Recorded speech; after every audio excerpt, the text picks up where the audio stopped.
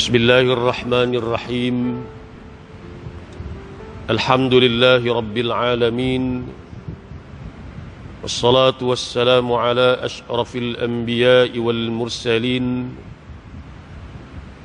wa ala alihi wa sahbihi ajma'in. Subhanaka la ilma lana illa ma 'allamtana innaka antal alimul hakim. Rabbi shrah li sadri wa yassir li amri wahlul 'uqdatam min lisani yafqahu qawli. Allahumma arinal haqqa haqqan warzuqna ittiba'ah wa arinal batila batilan warzuqna ijtinabah. Amma ba'du. Muslimin hadirin yang dikasihi sekalian, pertama-tamanya marilah sama-sama kita panjatkan kesyukuran kehadrat Allah Subhanahu wa taala atas limpah kurnia dan keizinan daripada Allah dapat sama-sama kita menghadirkan diri ke rumah Allah pada tengah hari ini untuk sama-sama kita menunaikan dan melaksanakan tanggungjawab kita sebagai seorang hamba kepada Allah. Mudah-mudahan kita sentiasa dirahmati dan diberkati oleh Allah Subhanahu wa taala. Tuan-tuan hadirin yang dikasihi sekalian, sebagaimana yang disebutkan di dalam khutbah sebentar tadi, kepentingan dua golongan manusia di dalam sesebuah masyarakat, yaitu al-ulama, para alim ulama, dan umara, pemimpin di dalam sesebuah masyarakat. Tidak dapat tidak, mesti ada dua golongan ini. Ulama memimpin kita untuk mengenal Allah dan memimpin kita untuk berjaya dunia dan juga akhirat. Umara pula akan mengatur dan menguruskan kehidupan duniawi kita, bahkan juga kehidupan ukhrawi kita. Disebut di dalam sepotong hadis yang sebahagian ulama menyatakan bahawa ini adalah hadis yang dhaif. Dinyatakan bahawa sinfani, ada dua golongan daripada manusia, idza salaha, apabila kedua-dua ini elok, maka eloklah keseluruhan manusia yang lain. Tetapi apabila rosak kedua-dua golongan ini atau jahat kedua-dua golongan ini, maka jahatlah rakyat dan masyarakat seluruhnya, iaitulah al-ulama wal umara. Tuan-tuan hadirin yang dikasihi sekalian, walau bagaimanapun kita melihat dalam dunia yang kita berada pada hari ini, ulama lebih-lebih lagi merupakan golongan yang semakin berkurangan dalam sesebuah masyarakat, baik di peringkat negeri kita, di peringkat negara kita, di peringkat dunia seluruhnya. Dan ini telah pun disebutkan oleh baginda Nabi sallallahu alaihi wasallam dalam hadis yang diriwayatkan daripada Abdullah bin Amr bin Al-As radhiyallahu anhuma. Abdullah bin Amr bin Al-As radhiyallahu anhuma meriwayatkan bahawa aku telah mendengar Rasulullah sallallahu alaihi wasallam bersabda, "Inna Allah la yaqbidu al-ilma intiza'an yantazi'uhu min qulubir rijal, walakin yaqbidu al-ilma bi mautil ulama, hatta idza lam yabqa 'alimun ittakhadha an-nasu ru'usan juhala fasu'ilu fa'aftau bighairi ilmin fadallu wa adallu." Atau kama qala Rasulullah sallallahu alaihi wasallam. Yang bermaksud, sesungguhnya Allah tidak mencabut, mengambil ilmu itu secara sekaligus daripada dalam dada para alim ulama atau dada manusia. Allah tidak menarik ilmu yang ada di dalam dada kita secara sekaligus. Akan tetapi Allah mencabut, mengambil ilmu itu dengan mematikan orang-orang alim di kalangan kita. Apabila matinya seseorang alim, maka ilmu yang ada bersama-sama dengan dia juga akan turut pergi. Berapa banyak hari ini, saat ini kita baca kadang-kadang hampir setiap hari di ruang media sosial diceritakan kepada kita kematian tokoh-tokoh ulama, orang-orang alim di peringkat dunia Islam seluruhnya. Lalu kata Nabi, sehingga akan sampai satu masa apabila sudah tidak ada lagi orang-orang alim di kalangan manusia, sampai satu peringkat di mana orang-orang alim ni tak ada dah dalam kalangan sesebuah masyarakat. Tapi masyarakat amat memerlukan kepada khidmat orang-orang alim untuk panduan, pedoman dan juga mengajar mereka tentang agama, dunia dan akhirat. Lalu bila tak ada, akhirnya kata Nabi, mereka memilih ketua-ketua yang jahil di kalangan mereka. Lalu dipilih orang yang jadi ketua, kepimpinan kita itu ialah orang yang jahil, yang tak ada ilmu. Hari ini pun kita tengok kalau di kampung, di qaryah, tak ada tu imam nak lantik satu-satu orang tu imam pun wah nak lantik yang betul-betul berkelayakan dan sebagainya.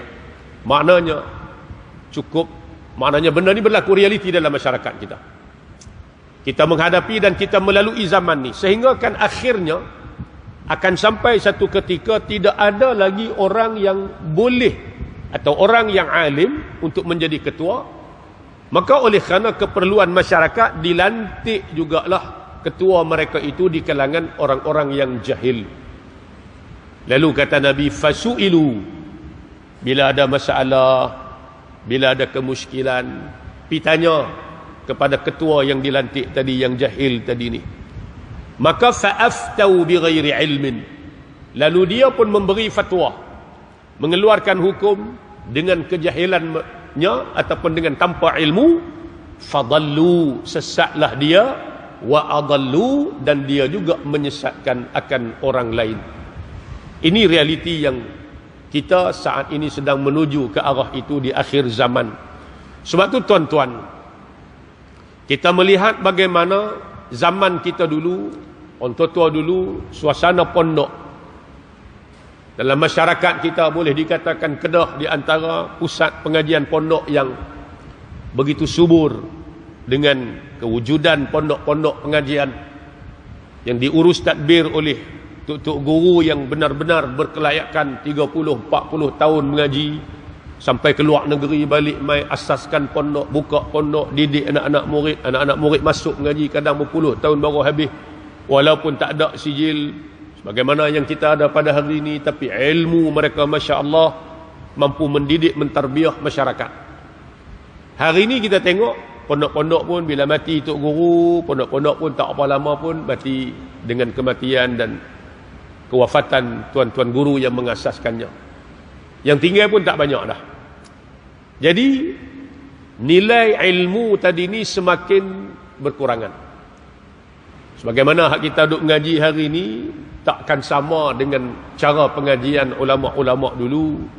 Anak-anak kita masuk universiti 3 tahun, 4 tahun, 3 tahun dapat diploma, 4 tahun dapat ijazah. Tim mengaji pula bukanlah mengaji sungguh, kadang-kadang ikut silibus. Cuti pun banyak lebih daripada hak mengaji lagi. Kita tengok baru ni cuti raya, lepas cuti raya pula, walaupun bukan raya kita, Wesak cuti pula. Ni kita minggu depan pun ada cuti pula. Jadi cuti banyak lebih pada mengaji. Berbeza dengan ulama-ulama dulu, mengajinya istiqamah daripada kulit ke kulit. Ada silibus yang teratur, sama ada dalam bidang usuluddinnya, fiqahnya, dalam bidang tasawufnya, Qurannya. Sebab tu 30-40 tahun mereka menghabiskan umur, kemudian baru balik berkhidmat menyampaikan ilmu kepada masyarakat.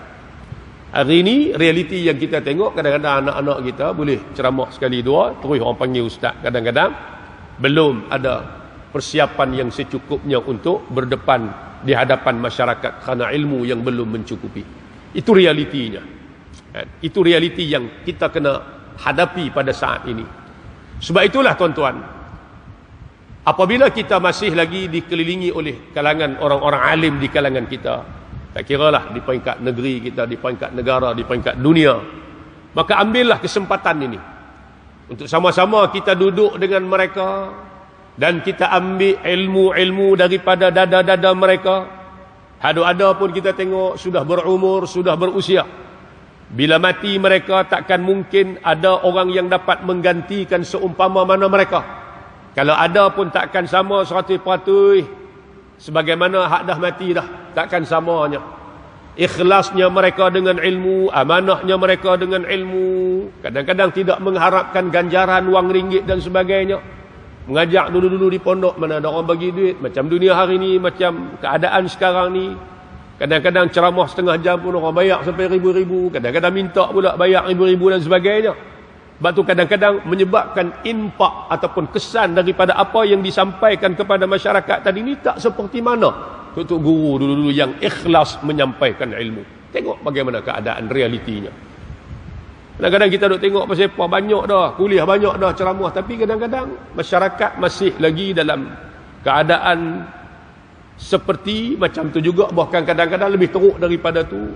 Kita kadang-kadang apa yang disampaikan itu tidak memberi kesan kepada hati orang yang mendengar. Disebabkan yang menyampaikan pun taklah 100% menyampaikan dengan penuh keikhlasan untuk menyampaikan ilmu kepada masyarakat. Ini merupakan satu amanah. Berbeza dengan ulama-ulama dulu, tutup guru dulu. Maka generasi-generasi ini habis dah kita, tuan-tuan. Semakin pupus dah. Lepas tu kalau ada peluang untuk kita berjumpa, ambil mutiara ilmu daripada mereka, mengaji. Anak-anak kita pun. Hari ni mak bapak pun kalau diberi peluang anak-anak, dua pilihan, sama ada nak masuk universiti ataupun nak masuk pondok. Saya ingat boleh kata 8-9 daripada 10 mak bapak akan memilih universiti dari berbanding pengajian pondok. Bukan kita nak salahkan universiti, tak. Saya pun di bidang universiti. Tapi nak habaknya, begitu sekali keadaannya. Kerana apa? Kadang-kadang memandang institusi pondok ni seolah-olah tak ada masa depan dan sebagainya. Itu pandangan yang sepatutnya kita buang daripada pemikiran kita. Kalau tak kerana jasa pondok-pondok yang ada dalam negara kita lebih-lebih lagi, bagaimana dapat mentarbiah masyarakat kita sehingga mengenal agama Allah.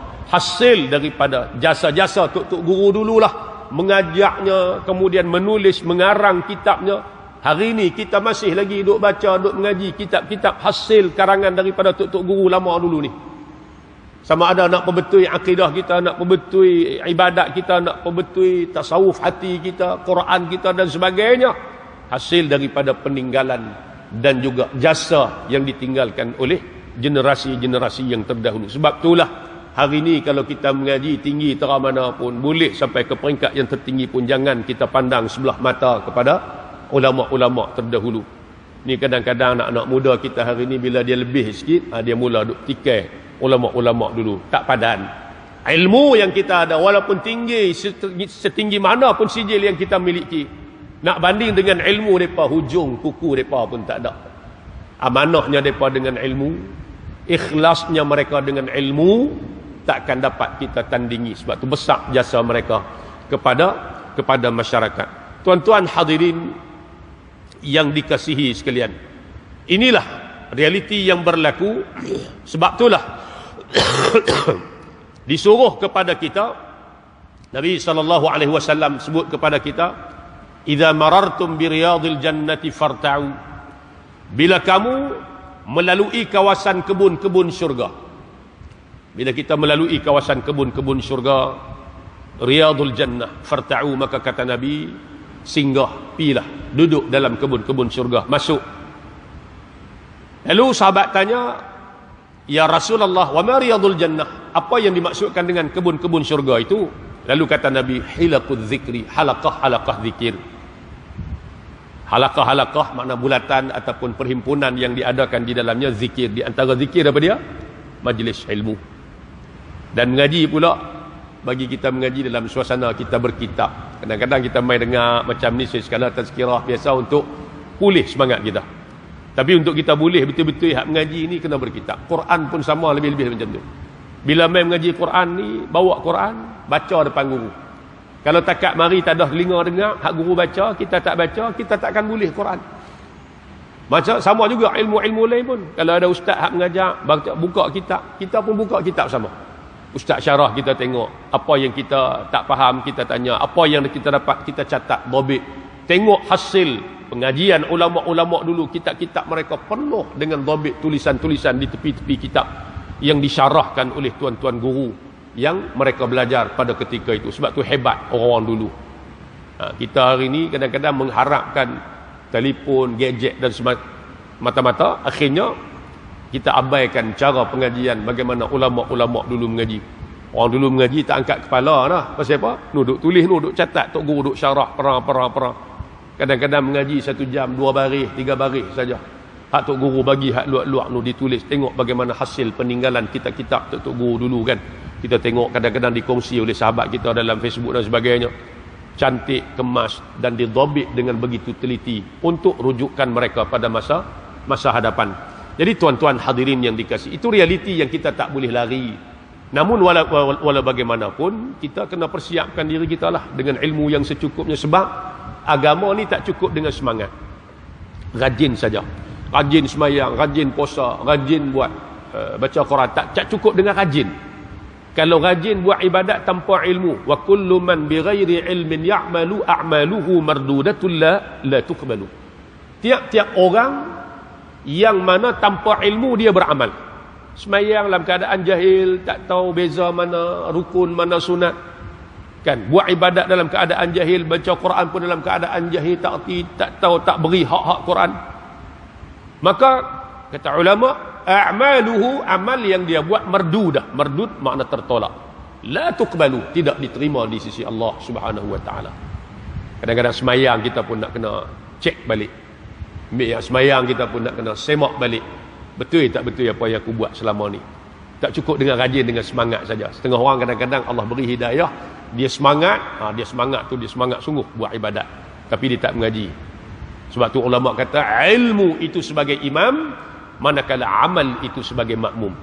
Ilmu sebagai imam maknanya perlu ada ilmu terlebih dahulu, barulah diikuti dengan amal, supaya amal itu betul sebagaimana yang dikehendaki oleh syarak, yang diajarkan oleh syarak kepada kita. Tuan-tuan, marilah di mana-mana hari ini, di tempat kita ni, majlis ilmu ni banyak tak sangka dah. Subuhnya, petangnya, malamnya, duhanya dan sebagainya. Kita lah mau pi dengan tak mau pi. Bila dah masuk alam pencen ni, komitmen kita pun tak banyak dah. Nak sibuk cari duit pun nak belah siapa, anak-anak pun besar dah, gaji pun besar dah. Kadang-kadang pencen nak kita makan pun tak habis, anak-anak duk hantar bulan-bulan lagi. Marilah guna ruang peluang yang Allah bagi ni untuk kita kemas balik hak mana yang kurang kemas daripada amal-amal kita. Sementara masih lagi ada di keliling kita ni orang-orang alim yang mampu mendidik dan mentarbiah kita untuk kehidupan yang sejahtera dunia dan juga akhirat. Jadi mudah-mudahan dengan sedikit tazkirah pada petang ni memberi manfaat pada kita bersama, insya-Allah. Apa yang baik apa yang baik daripada Allah Subhanahu wa taala, dan apa yang tidak baik daripada kelemahan dan kekurangan diri saya sendiri. Aqulu qawli hadza wa astaghfirullahal azim li wa lakum. Assalamualaikum warahmatullahi wabarakatuh. Bismillahirrahmanirrahim. Alhamdulillahi rabbil alamin, wassalatu wassalamu ala asyrafil anbiya'i wal mursalin wa ala alihi wa sahbihi ajma'in. Allahumma arhamna bil Qur'an waj'alhu lana imaman wa nuran wa hudan wa rahmah. Allahumma dhakkirna minhu ma nusina wa 'allimna minhu ma jahilna warzuqna tilawatahu ana al-laili wa atrafan nahar waj'alhu lana hujjatan ya rabbal alamin. Rabbana atina fid dunya hasanatan wa fil akhirati hasanatan wa qina 'adzaban nar. Wassallallahu ala sayyidina Muhammad wa ala alihi wa sahbihi wa baraka wa sallam. Walhamdulillahi rabbil alamin. Taqabbalallahu minkum minna wa minkum taqabbal ya karim.